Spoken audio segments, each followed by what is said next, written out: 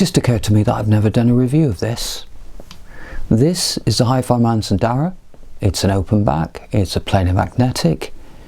It has an extended frequency range, as you'd expect. It works on a smartphone, as you'd expect, because it's HiFiMan's best-selling headphone ever.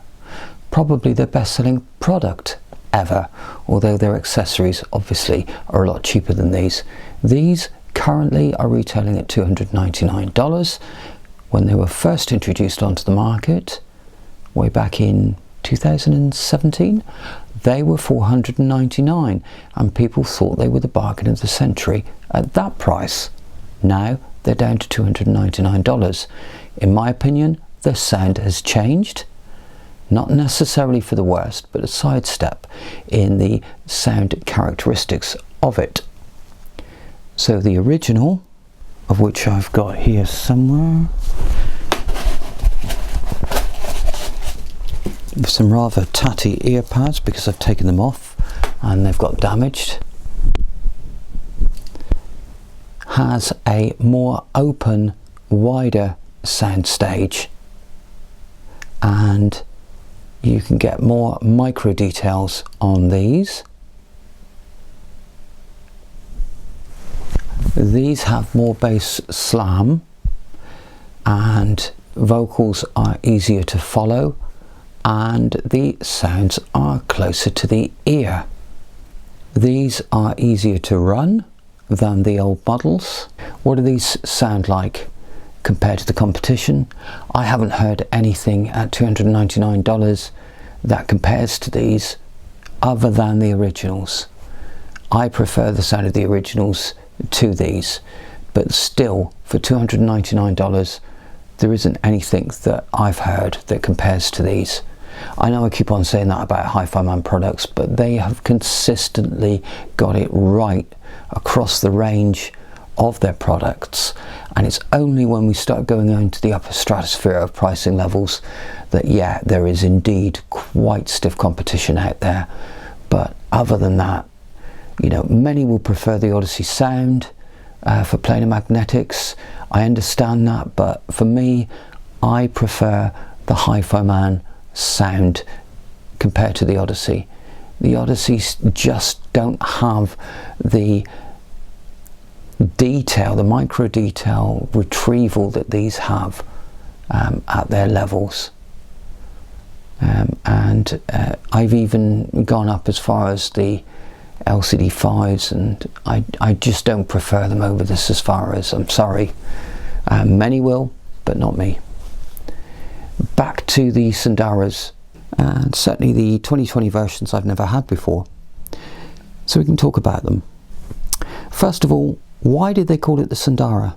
They called it the Sundara because HiFiMan were using Sanskrit to promote a line of headphones that includes the Arya, the Sisvara, and the Sundara, and the Ananda. Sundara stands for beautiful, and I don't think this is particularly beautiful.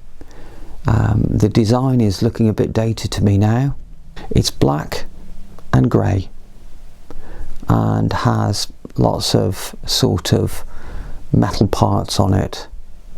It's a rather industrial look, if anything. The closed back has got some natural wood on it, so that certainly is getting towards a natural beauty, I suppose, but not this one particularly. My preference in terms of the aesthetic looks is the teardrop designs and the closed padded headphones, but these are not diminished in any way by the look, because these are the biggest seller of the HiFiMan range and continue to be so.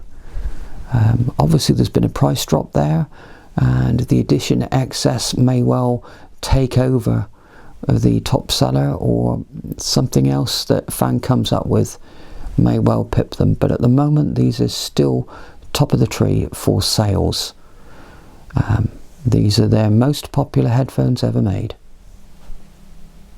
Not necessarily the most loved. I mean, the HE6 had a lot of love, But ultimately Fang says that there were technical limitations with those, and for $299 it's difficult to know what the technical limitations for these are. Obviously there are some shortcomings with them. You know, if you were to drop these on your head, they'd certainly hurt with all these heavy metal bits on them. They don't swivel. There's very little swivel to them. What can I tell you about the build quality of these? Well, I mean, I think it's pretty good. I mean, it's certainly something that they've had as a design for many, many years now, so obviously the build quality is going to just get better and better, isn't it? So by keeping the design fairly simple and not changing it very much, yeah, the design's okay. The fit is pretty good. There's quite a clamping force putting these on. The cups are nicely shaped. You've just got to be so careful with them. The clasps underneath are susceptible to bending and such, and obviously if you put too much force on those 4 clasps underneath each of these ear pads, they'll snap, and then you've got an insecure fit. It doesn't tell you which is the back and which is the front of the ear pads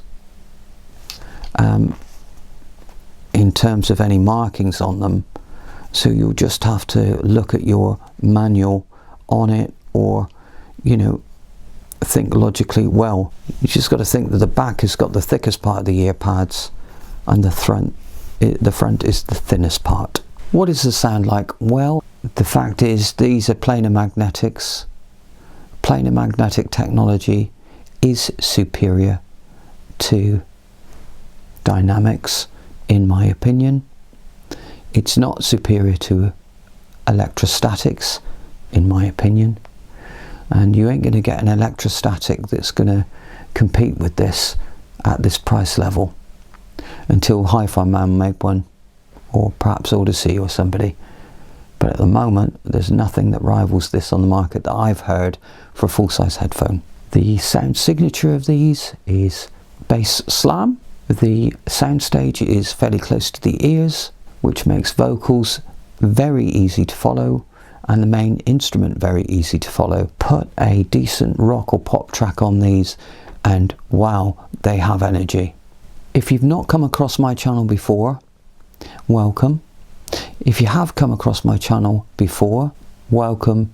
As we come to the end of my HiFiMan Sundara review, this is now your opportunity to like and subscribe if you've liked what you've seen here and wish to see more of it.